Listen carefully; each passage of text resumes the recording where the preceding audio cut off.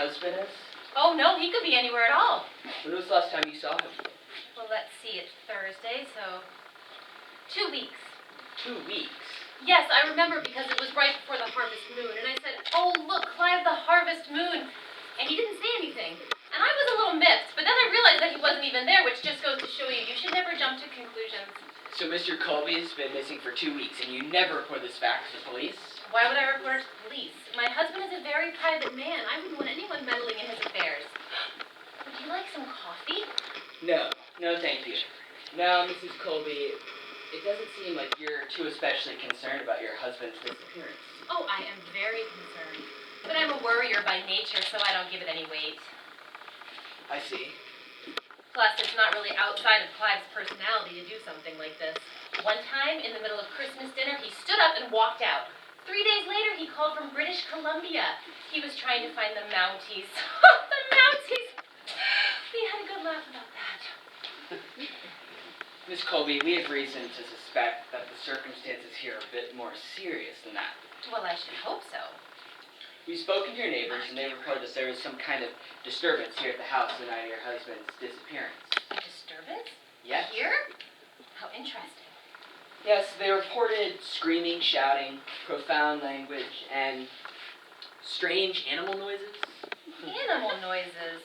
Really? How interesting. Ooh, would you like some apple juice? No, thank you.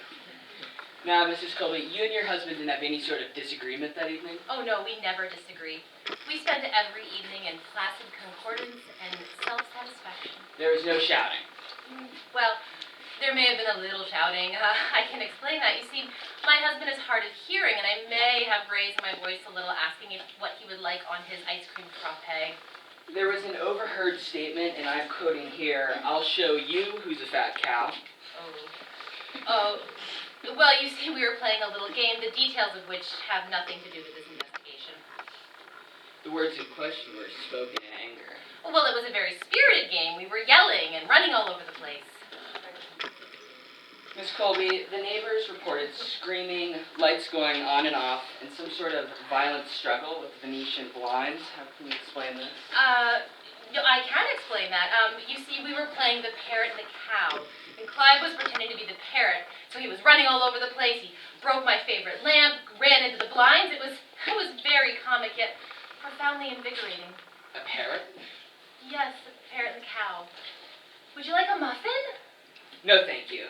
Now, Mrs. Colby, we've checked on some of your recent credit card purchases in the last few weeks and discovered a bill for a load of mixing cement, which was delivered to this address. 40 sacks, to be precise. Yes, that sounds about right.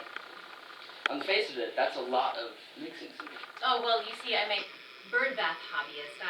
I create the molds, I mix the cement, I pour them. Bird bath? Yes, bird baths.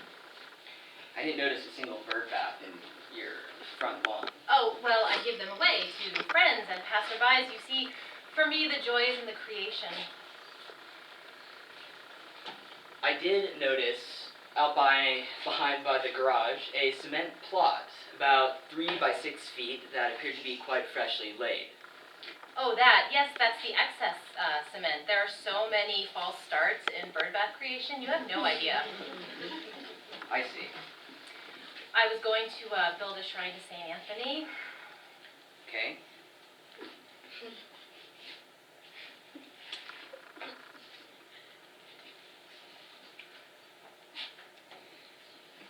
Sardines? I don't have any, but would you like some? No, thank you. Okay, good. Now, Mrs. Colby, I have observed that you do keep a very tidy home. Oh, thank you.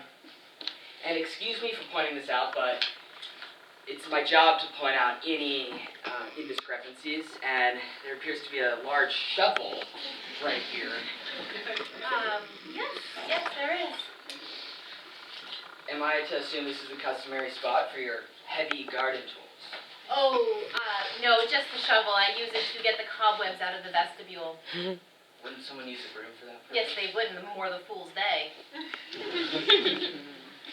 Okay, well, I am noticing it's very tidy. Oh, You do keep a tidy home. thank you, Detective. which makes that stain on the carpet there all the more conspicuous. Stain? What stain? That stain. Oh, that. Yeah, it looks like, for all the world, more like dried blood. Oh, well, yes, it does. But I take it it's not. Oh, no, it's not. It's chocolate. Chocolate. Yes, chocolate. You see, we had a box of Godiva chocolates here for 2 weeks, and one day I just went crazy and I ate the whole thing. I must have dropped some praline on the ground. I wondered what happened to that. That is not Godiva chocolate. Oh, yes, it is. It is. Look. Still has its succulent, delicious flavor. Would you like some? No, thank you. Now, when I say it doesn't look like chocolate, I mean, how shall I say this? It looks more like Nestle. I beg your pardon. Well, ma'am, I'm sorry, but I have studied various types of chocolate. Domestic and foreign. Dark and milk. That is not Godiva chocolate. You found me out, Detective. I should never have tried to fool a man of your intelligence and keen perception. Yes, it is a Kit Kat. My secret is out. I eat domestic milk chocolate. Oh, if the ladies at the club ever find out. I'm so embarrassed. Now, don't be so harsh on yourself. Many a decent citizen will resort to lies when social pressures come to bear. But, do you know what, Miss Colby, we'll keep this one between you and I. Oh, I'm so grateful, Detective. You are a kind and sensitive man. I know. Thank you. Well, I guess we're done then. Oh, well, one more thing. That game you were talking about with the parrot and the cow? The parrot and the cow? Yes. Does it have to be a parrot? Oh, no, you could be any animal you like. A wildebeest, a woolly mammoth.